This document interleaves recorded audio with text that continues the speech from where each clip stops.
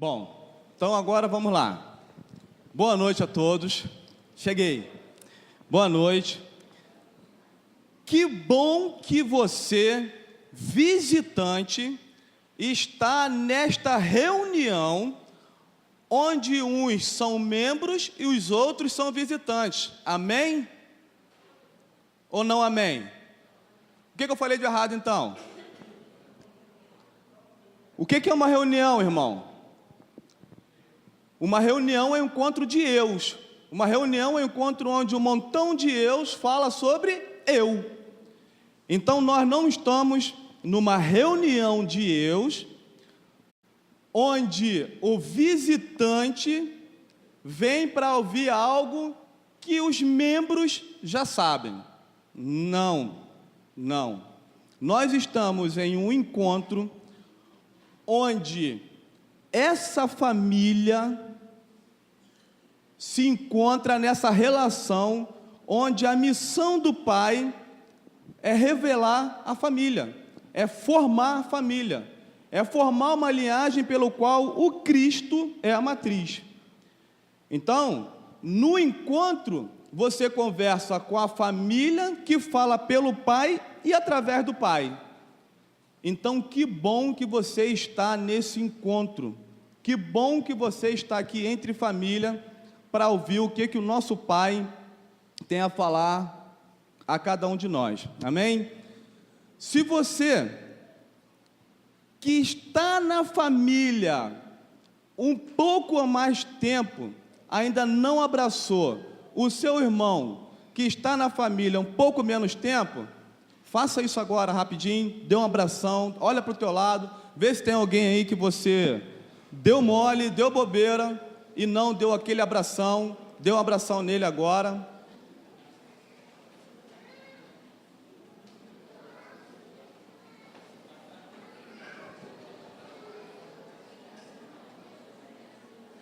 Família é isso, família gosta de abraçar.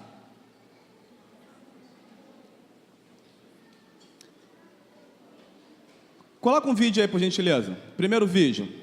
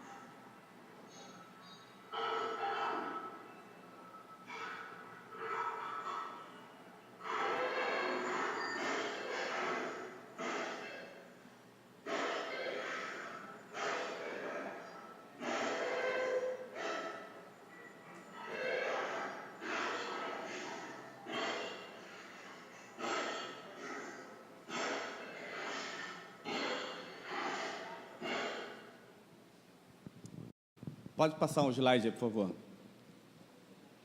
O primeiro, pode pular para o segundo. Slide. Irmãos, o que nós acabamos de assistir agora? Todo prédio que se preze, pode passar, todo prédio que se preze, ele precisa ter um bom fundamento, para que esse prédio ele não venha ruir, para que ele não venha ter problema mais tarde, rachaduras, para não ter problema mais tarde, onde ele foi construído para ter 2 andares, você constrói o 3º, o 4º, e ali passa a ter problema com a construção. Todo prédio que se preze precisa de ter esse bate-estaca, a estaca onde o bate-estaca fica ali batendo, até que não haja mais recalque, até que ele encontre um solo totalmente firme, e essa estaca não desça mais, sedimente, fique firme. A partir daí pode ser construído um prédio acima ou em cima desse fundamento. Isso acontece na nossa vida. A gente precisa se solidificar, a gente precisa se fundamentar, para que não sejamos levados por ventos de espírito, por vento de doutrinas, e a gente fica igual o bonecão do posto para lá e para cá. Precisamos estar solidificados, firmes, e muitas vezes nos pegamos falando: poxa, mas de novo essa mensagem? De novo o pastor está falando sobre as mesmas coisas, sobre a mesma coisa, as mesmas coisas. Mas é necessário que falemos das coisas que o nosso Pai tem nos falado, tem nos ensinado, para que isso se solidifique, para que isso fique firme. E aí a gente vai ter resposta e autoridade para dar e caminhar sobre ela onde quer que estejamos. Por isso que é necessário que a gente fique firme, é necessário que a gente se encontre, é necessário que a gente se relacione, e isso tem se dado na nossa igreja através dos cultos, através das EBDs, através do papo de homem, papo de mulheres, escola de pastores, pequeno grupo.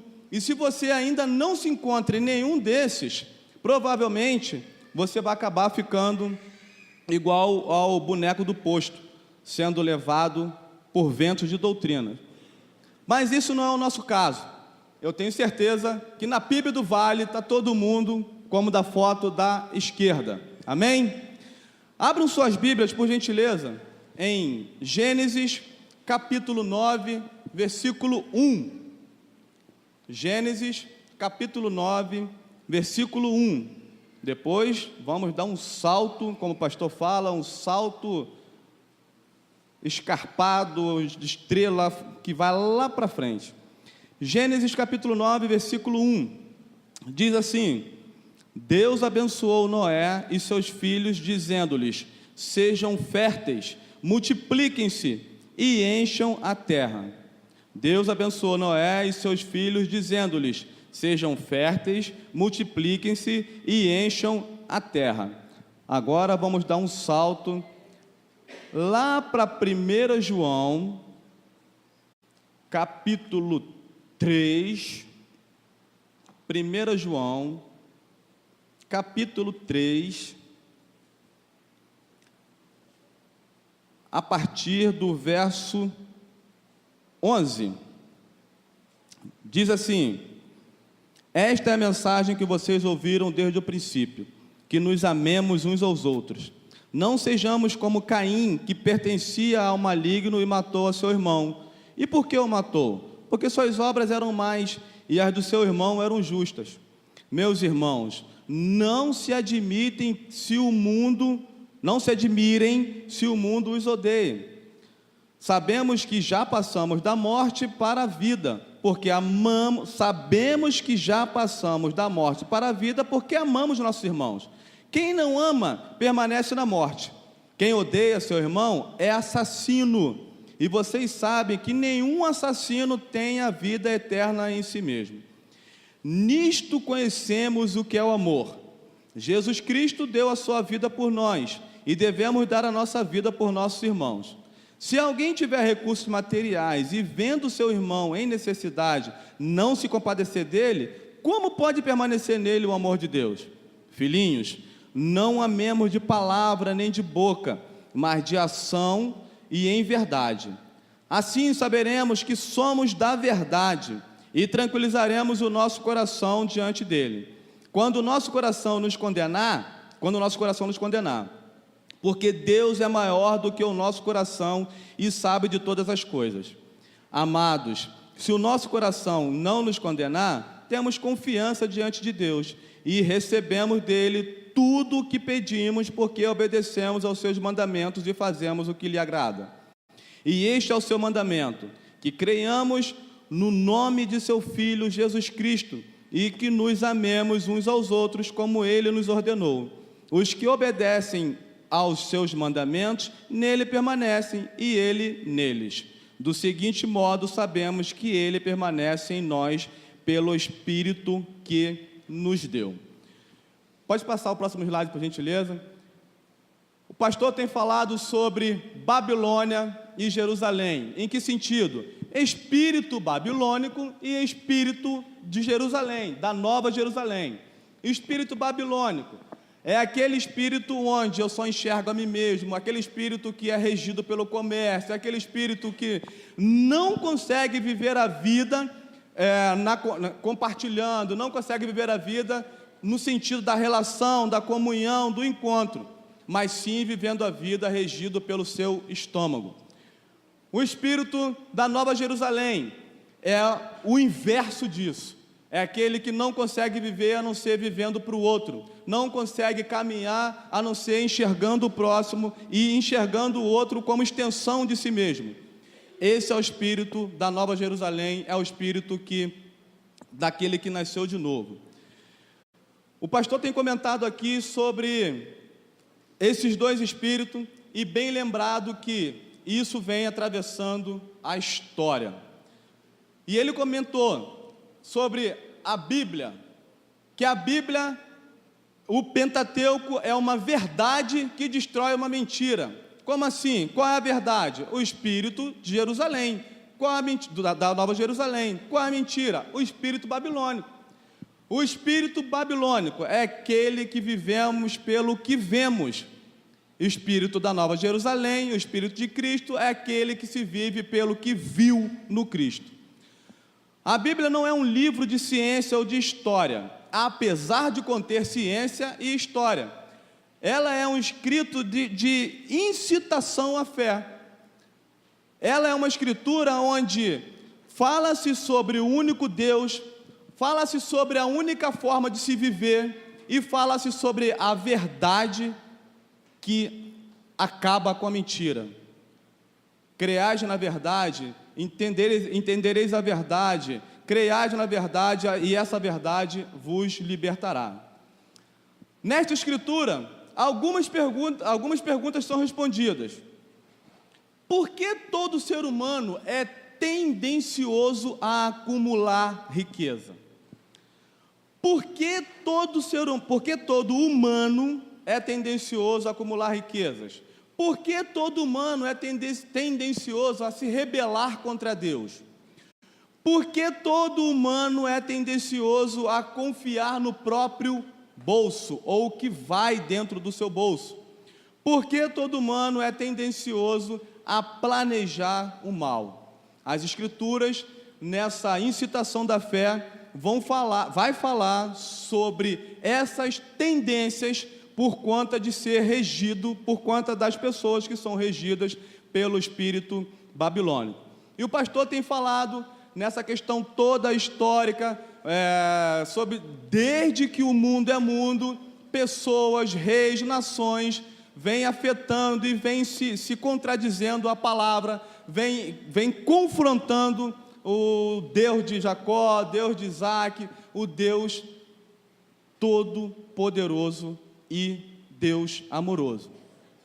E nessa história que ele vem contando, ele falou sobre a questão que frisou bastante, até então, até agora, sobre a história de Nimrod, que se rebelou contra Deus e que falou sobre toda a questão de não vou obedecê-lo, eu vou contra ele, não sou a favor e não quero fazer as coisas que ele mandou fazer.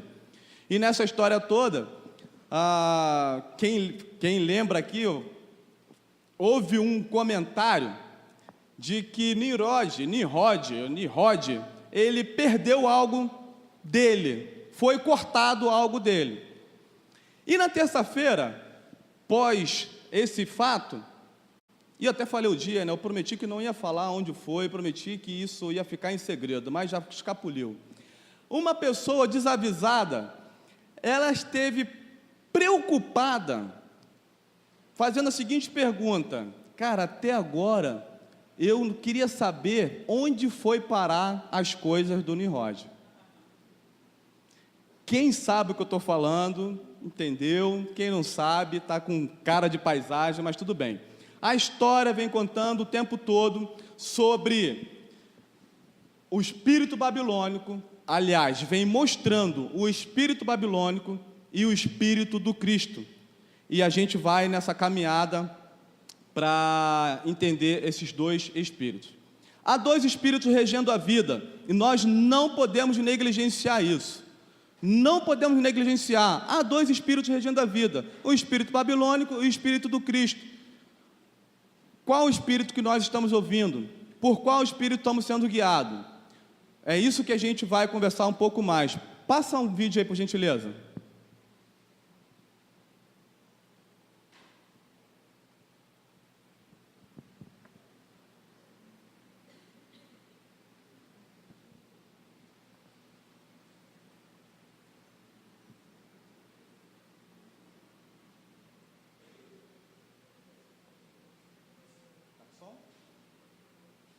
Estrada que conduzia através de um campo.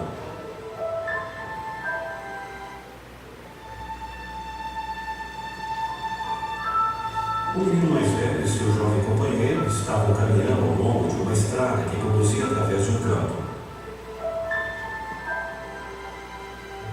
Eles viram um velho casaco e um par de sapatos mal usados de um homem à beira da estrada. E na distância viram o dono que trabalhava no campo. O rapaz mais jovem sugeriu que escondessem os sapatos e escondessem e observassem a expressão de surpresa do dono quando ele retornasse. O menino mais velho achou que não seria tão bom. Ele disse que o dono deveria ser um homem muito pobre olhando suas roupas. Então, depois de falarem sobre o assunto por sua sugestão, eles concluíram que tentariam outra experiência. Em vez de esconder os sapatos, iriam colocar $1 de prata em cada um. E observaram o que o dono faria quando ele descobrisse o dinheiro. Então, foi o que eles fizeram.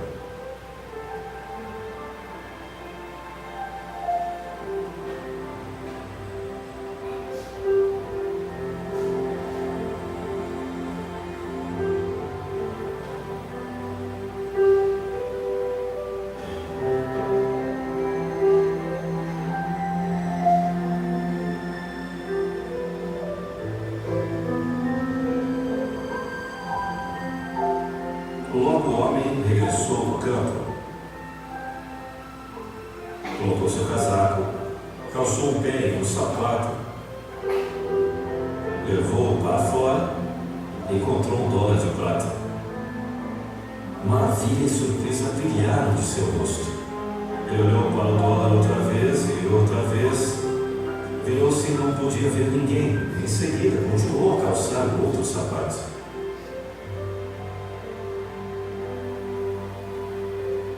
Para sua grande surpresa, ele encontrou outro $1. Seus sentimentos o tomaram.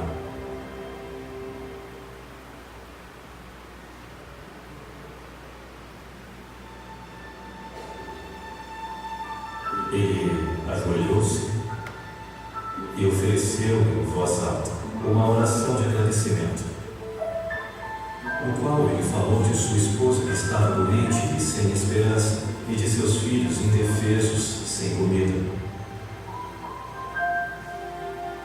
Ele agradeceu fervorosamente a Deus por essa graça vinda de mãos desconhecidas e evocou bênçãos do céu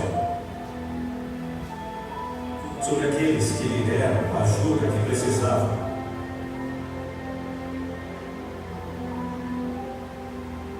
Os rapazes permaneceram escondidos até ele ir embora. Eles tinham sido tocados pela sua oração e sentiram um calor dentro de seus corações. Como saíram a pé da estrada, Um disse ao outro: então, realmente, você não teve um bom sentimento? Amai-vos uns aos outros como eu vos amo. Palavra de Jesus Cristo. Irmãos, claro que eu não estou falando que o que está acontecendo ali é um espírito maligno atacando, fazendo acontecendo. Eu sei que aquilo ali é molecagem de um rapazinho novo e o outro mais velho deu uma lição para ele. Tranquilo. Não, só peguei esse vídeo como uma sombra. Aquilo ali vai funcionar como uma sombra, como um tipo dos dois espíritos trabalhando. O espírito babilônico, ao qual quer fazer molecagem, ia tomar a bota do rapaz, ia esconder aquela coisa toda, e o espírito do Cristo fala: não, ao invés disso, vamos pegar e vamos dar a ele ainda um servi-lo, para que ele, quando se deparar com essa bota aqui e encontrar as moedas, ele possa atender a sua família. Afinal de contas, era um rapaz camponês, que provavelmente trabalhava com assalariado, e olhe lá. Então, o mais velho teve essa compaixão. Então, isso serviu somente como sombra, como tipologia, para que a gente entenda sobre esses dois espíritos. E eu tracei, irmãos, dois paralelos. Achei a melhor forma didática para a gente conversar sobre esses dois espíritos. Primeiro eu vou falar sobre o espírito babilônico, sobre esse espírito que está aí, e se a gente negligenciar, a gente vai nessa vibe, a gente vai nesse barco, a gente caminha nessa direção, e logo após falarei sobre o espírito do Cristo. Quero começar pelo espírito babilônico. O espírito babilônico inspira as pessoas a se rebelarem contra Deus, como a gente viu lá no começo. A Gênesis 2, versículo 17 vai dizer: mas não coma da árvore do conhecimento do bem e do mal, porque no dia em que dela comer, certamente você morrerá. O espírito babilônico, ele tem essa tendência de se rebelar contra Deus, se rebelou contra Deus e morreu. Certamente morrerá, você comeu, morreu. E esse espírito babilônico, ele passa a reger a vida como pessoas mortas. Morto, ele consegue dar vida a alguém, irmãos? Morto consegue compartilhar? Morto consegue servir? Morto consegue enxergar um ao outro? Não. O espírito babilônico, ele inspira as pessoas a se rebelarem contra Deus. O espírito babilônico inspira o humano a acumular riquezas.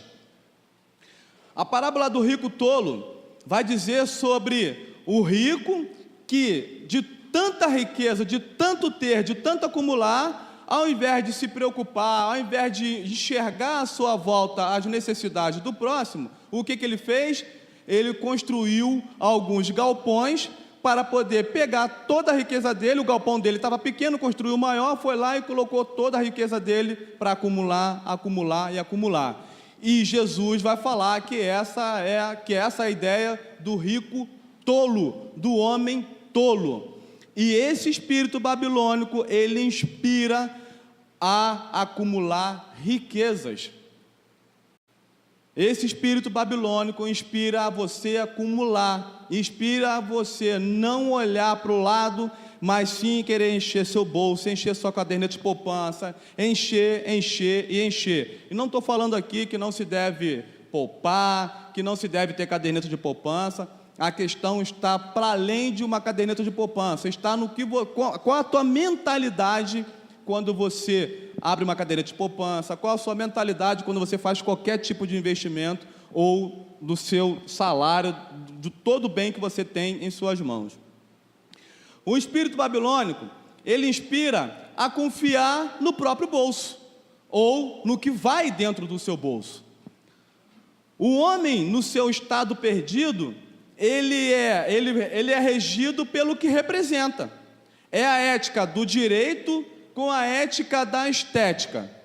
Qual o valor que eu represento? A estética vai dizer que se eu uso uma roupa de grife, uma roupa de marca, esteticamente eu estou acima da maioria das pessoas que usam roupa que não são de marca. Se o que vai no meu bolso é mais do que tem no seu, O espírito babilônico vai dizer que eu estou acima do bem e do mal. O espírito babilônico vai te induzir, vai te inspirar a reger a vida a partir do valor que você representa. Quanto você tem na caderneta, quanto você tem no seu bolso, quanto você tem de investimento, qual é o teu tipo de carro, onde você trabalha, onde você estuda, e você é regido por esse espírito, e você vai nesse caminho, porque o espírito babilônico ele vai inspirar e nesse caminho. O espírito babilônico inspira a planejar o mal. A inspiração maligna é que você seja um com ele. A inspiração maligna é que você faça e seja igualzinho a ele. A intenção dele não é te tirar da igreja, a intenção dele não é fazer com que você pare de ler Bíblia, com que você pare de dizer que é crente. Não. A intenção dele é que você, inspirado por esse espírito, você vai se moldando, vai se formatando a sua imagem e a sua semelhança. E esse espírito maligno, ele vai reger a nossa vida do seguinte termo: esse emprego tem que ser meu. A inspiração de planejar o mal, a inspiração de querer ser mais, a inspiração de querer ser melhor, a inspiração de querer valer mais pelo que eu tenho, vai reger a vida dessa forma: esse emprego tem que ser meu, custe o que custar,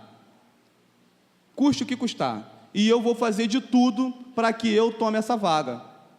Afinal de contas, eu sou regido pelo espírito babilônico, eu sou regido pelo espírito maligno.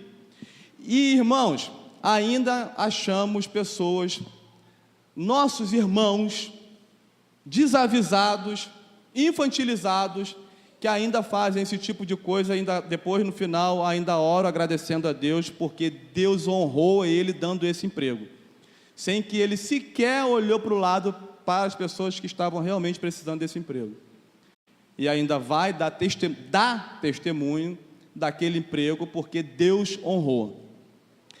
O espírito inspira a planejar o mal. Se essa mulher não for minha, ela não é de mais de ninguém, então eu mato. Se esse homem, no caso das mulheres falando, calma aí, se esse homem não for meu, não é mais de ninguém, e eu vou dar um jeito de acabar com a raça dele, vou dar um jeito dele nunca mais arrumar uma mulher, vou dar um jeito dele nunca mais, aquela coisa de funcionar, vou dar um jeito. Porque o espírito babilônico vai sempre nos inspirar a planejar o mal. Se essa mulher não for minha, não é mais de ninguém, e eu mato, eu faço, porque ela deve ser minha e de mais de ninguém. O espírito babilônico nos inspira: a farinha pouca, meu pirão primeiro. Tem pouco? Então sai da reta que é meu. Tem pouco? Eu primeiro, se sobrar, vem para mim. Mas se sobrar de novo, mais um pouco para mim. E talvez lá depois da 10ª tentativa, eu vou lá e te dou as migalhas que caem da mesa. Farinha pouca, meu pirão primeiro.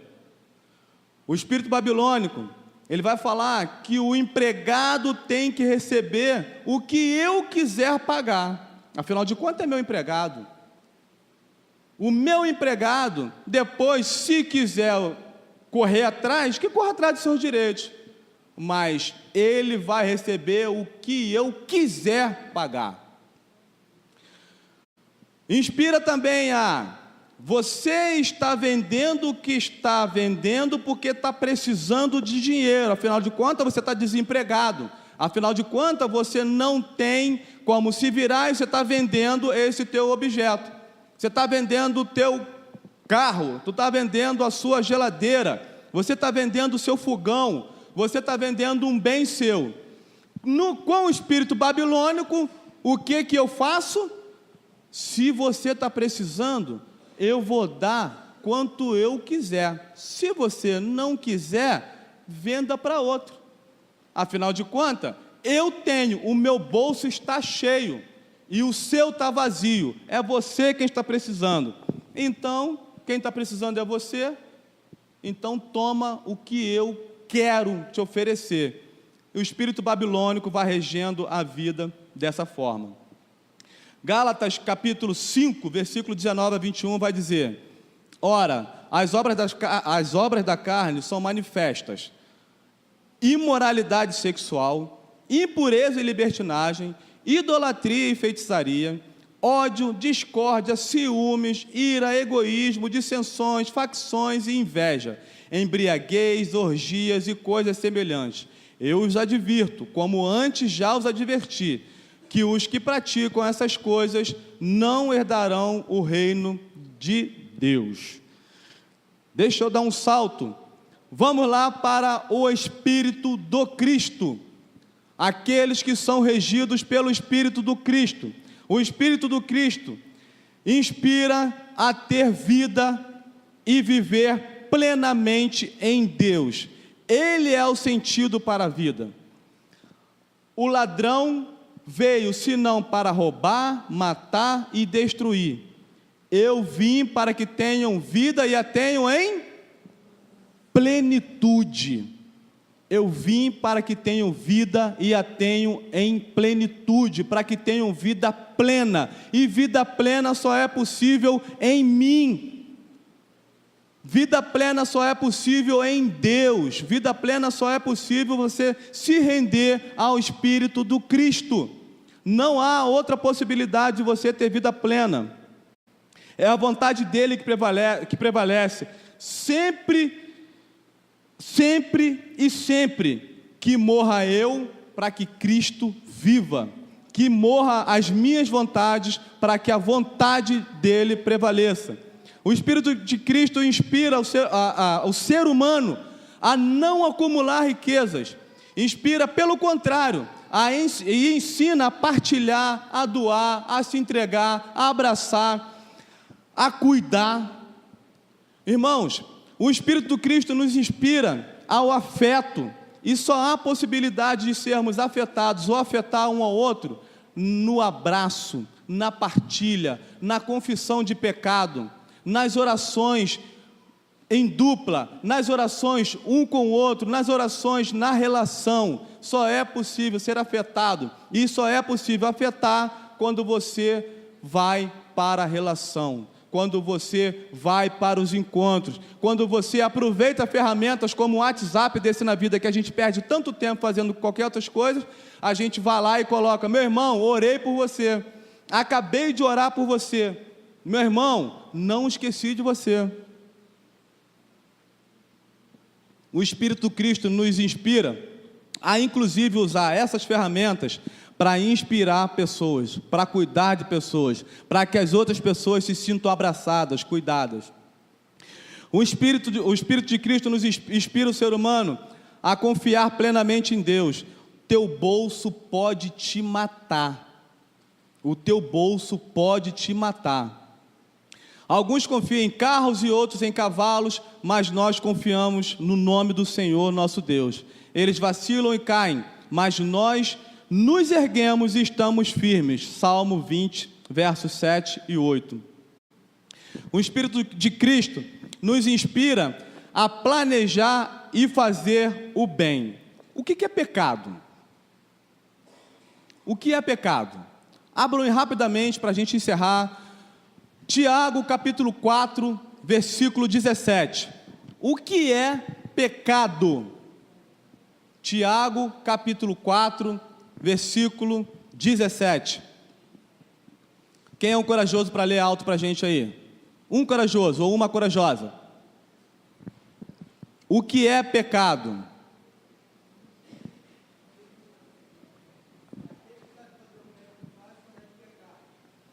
Aquele que sabe que deve fazer o bem, mas não faz, faz o quê?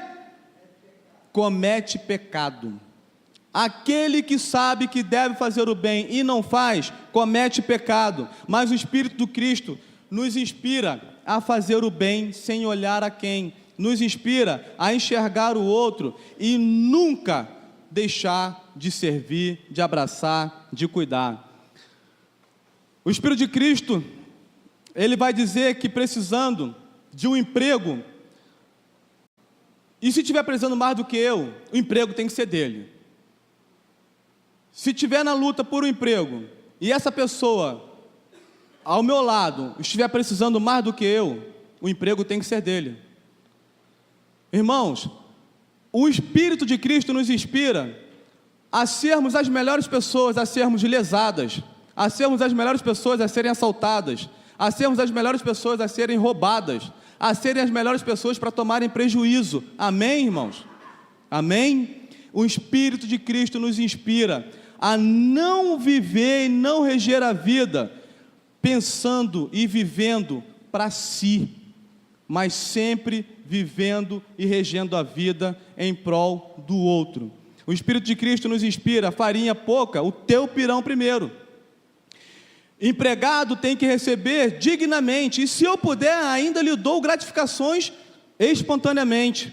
Você está vendendo porque está precisando? Então te darei o dobro do que vale. E ainda vou lá para saber do que você está precisando para poder completar e te ajudar no restante do que você precisa. Irmãos,